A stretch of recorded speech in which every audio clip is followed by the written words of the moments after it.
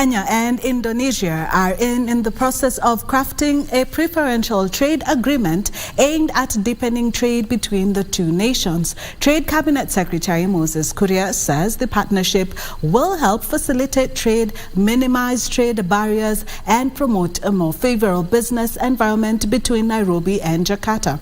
Kuria spoke during a meeting with the Indonesian Minister for Maritime and Investment Affairs, Luhut Binsar.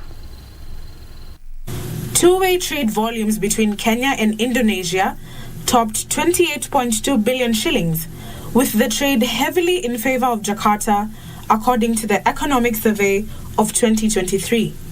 To close the yawning trade gap, Kenya and Indonesia are working on a preferential trade agreement in an attempt to balance trade.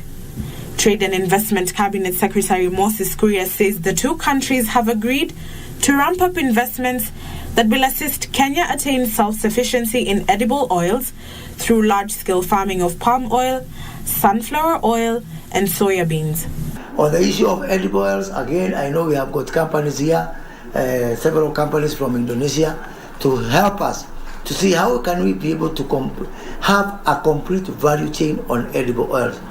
Kenya has the potential to be self-sufficient in edible oils. And Indonesia is a unique country.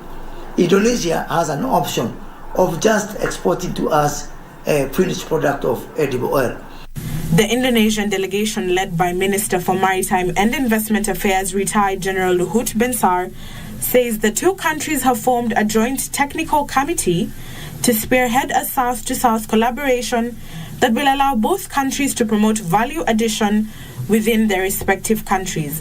Africa, as a developing country like Indonesia, if we establish a good collaboration, I think we can move together for better than what we have today.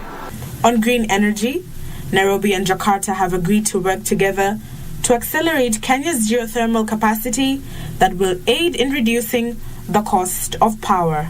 Today, we do know that we dispatch geothermal in this country at about, I need to check the numbers in Indonesia, but at the moment we've developed an MOU. We'll be working with Pertamina together with Mazda to see how to accelerate our geothermal resource, which, like I said, dispatches at 7 cents US. And you do know that the renewable energy in solar and wind is great.